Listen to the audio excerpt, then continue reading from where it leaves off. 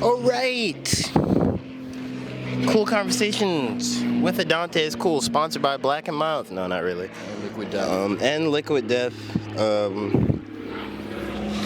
If you want to sponsor, it's at least $10K. That gets you a lot of episodes, though. All right. It's going hella episodes. We could talk about that later in the DMs. But right now, like I was saying, Cool Conversation with Adante is cool. And right now, you know what kind of fucking guest I have. You know what kind of guest I have. It's a special guest. It's a special guest because why? I think we talked about this last time. All the guests that are on Cool Conversations are not only cool, that's a given, but all celebrities, all getting the bag, all doing the goddamn thing. So could you please introduce yourself to the people? Yes, man, I appreciate you for that awesome introduction. Dante, this is my man right here. I am Jetskii Bueller. Artist, producer, engineer, whatever you need me for that day, call me. I'll be that. Official bag chaser. Bag chaser. If the bag's there, I'm there. We're on set. This is awesome. Thank you very much for, again, adding value to the brand. Come on. So, got some questions for you. Of course. First question I like to start out with is, where did art start for you in your life? Art started for me back when I was probably like 5 or 6 years old. I watched a dude. I went to Ruby Tuesdays one night, and they had a magician there, and he was going table to table while people were eating, and he was doing tricks. I think it was just some kid, and he was just, convinced the restaurant to let him do that. Yeah. And, I'm trying to eat, and bro's in my face, like, making shit disappear, and I am in awe. I'm sitting there like, yo, like, holy crap. So I went home and really just dove into magic at that point, which I think really introduced me to the whole world of art and the whole world of just doing stuff that is not normal at all. That's very unique because a lot of people have similar stories of like where it started, and it's like usually church or just being bored and shit. But for it to go through magic, so how long did you do magic and stuff like that? Like when were you like, maybe not no more, maybe I should change? Oh shit, okay. Right.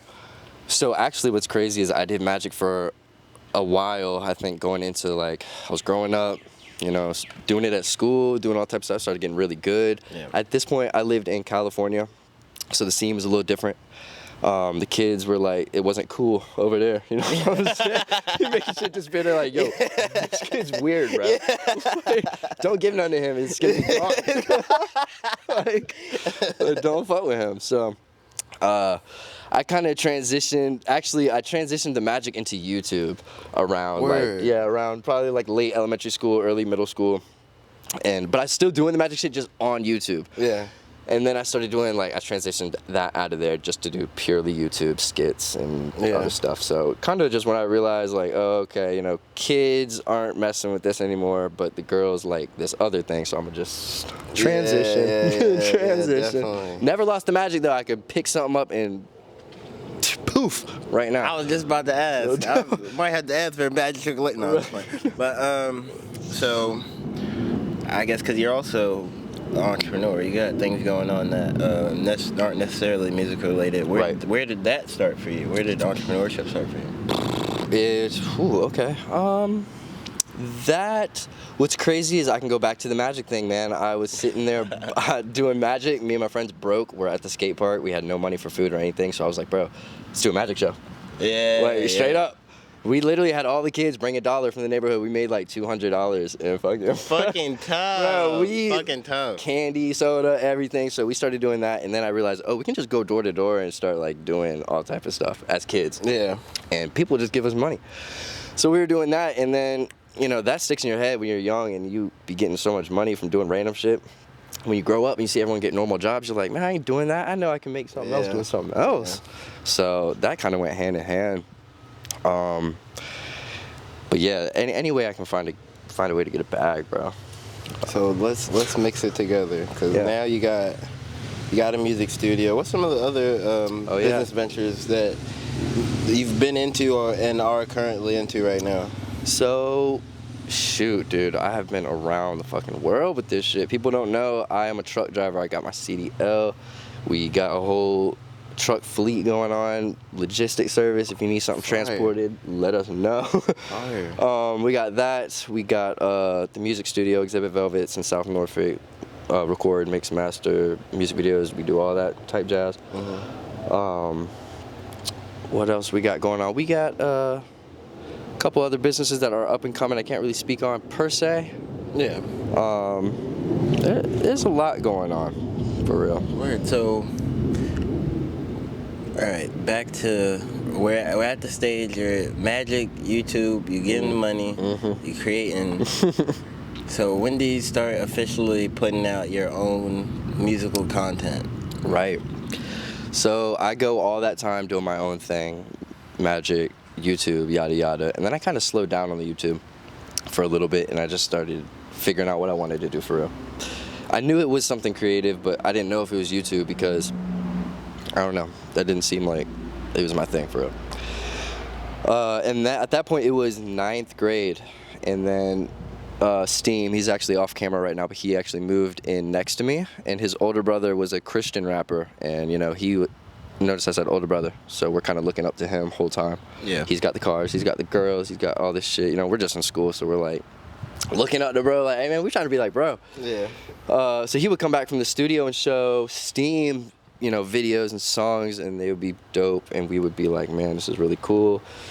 We didn't think much of that. But one day we're bored, so Steam pulls up his laptop and was like, man, let's make a song. So I recorded him. I was an engineer for the first time in like 9th grade. And I would just record him. We made a whole tape. We made all type of stuff. And then one time I hopped on one of his songs.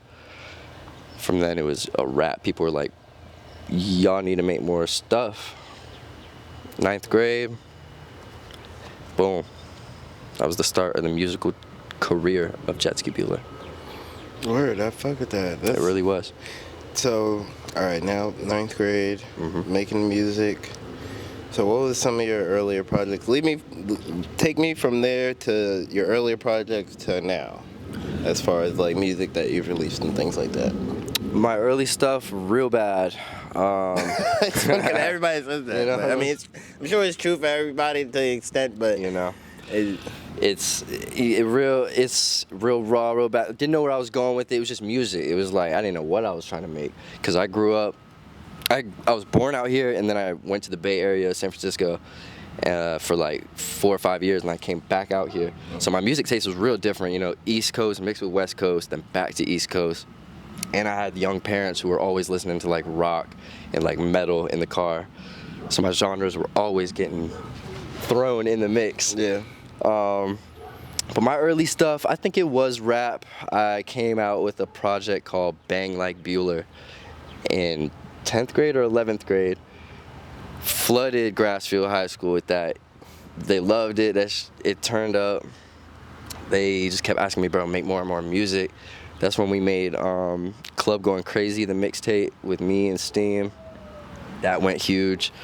We would just burn like 50,000 copies and just flood the hallways and the bathrooms. And, stickers, slap them all over the school. We would get in trouble, get called down to the office every day. Is this one of your stickers? Is this one of your CDs? Stop doing this. Stop doing that. Yeah. Every day. Like, we were a problem, but we were the ones. Getting to it. We're getting to it. And that brings us basically to now. I mean, we've been doing that for years. I took a small break on my own stuff, and I just engineered, just so I could learn everything behind the boards type deal. So when I got back, I could sound 100%.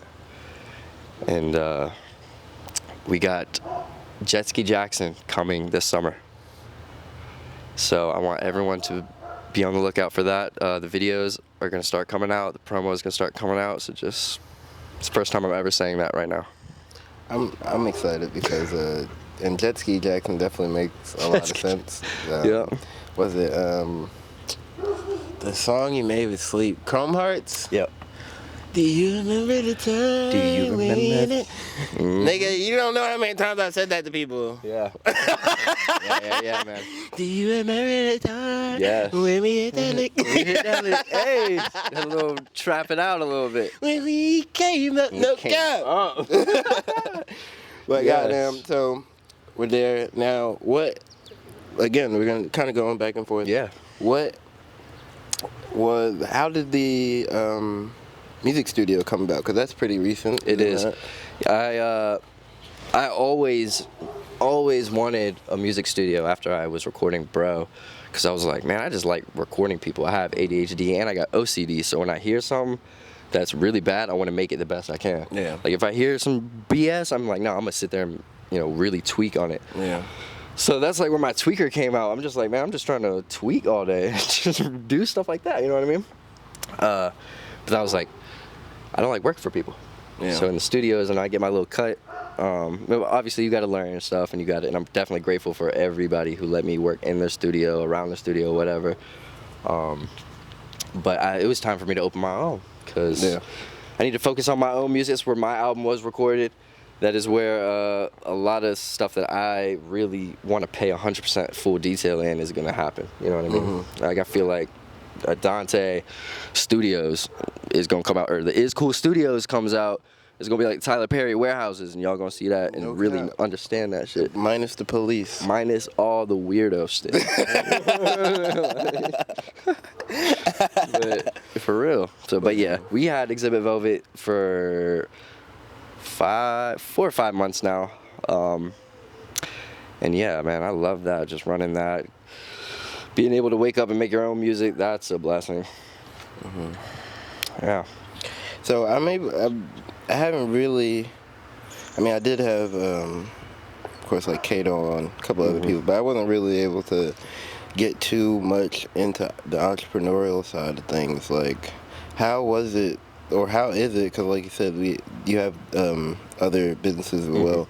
Like, what's that process like for you? Like, to go about creating a business versus creating art, of course. Like, I almost look at it the same way. Like, truly. Really? Yeah, it's like an art. Making a business and running it is like an art form to me almost. It's like you got that idea, you got the image in your head, the logo. Yeah. You got the idea, you got everything. So it's like, okay, orchestrate it real quick. Who can I put in there to really do it?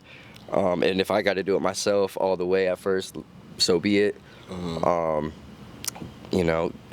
Find your artist, get your artwork done. That gets you more excited. Okay, here's my logo. I'm getting more hype. My company coming together. My name coming. If you need a real building, start talking to your realtors. Once you got them keys in your hand, it's real. You're looking at the place. You're like, oh shit. Juggling stuff like that is the hardest part, I think. My trucking thing had to go to a slight halt as the studio was opening.